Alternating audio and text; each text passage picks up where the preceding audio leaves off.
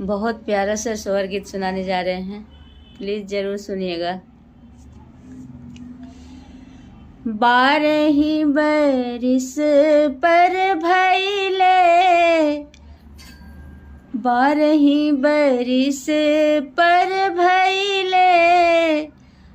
भइले भतीजावा हमार। ए भौजी का देबू लाल के बधाई, त गौआ में शोर भइले हो। ए भौजी का देबू लाल के बधाई, त गौआ में शोर भइले हो। बड़ी ही भाग से भइले, बड़ी ही भाग से भइले मोरो ललन वानु हो।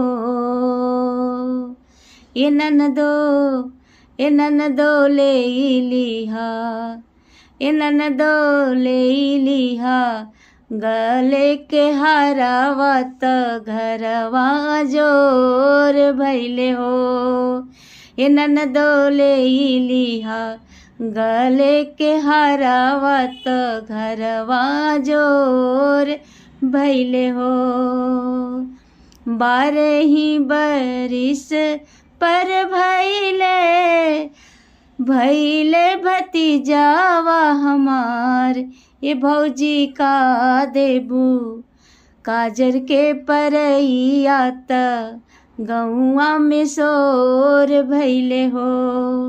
ए भौजी का देबू सोइर के लिपैया, त गौआ में शोर भइले हो।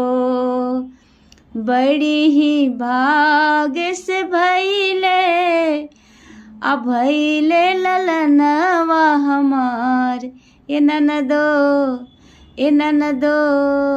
ले लिहा हाथ के कंगनवा, त दुआरा जोर भइले हो।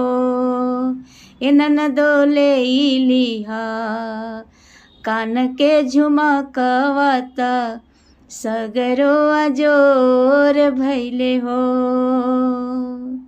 12 बरिस पर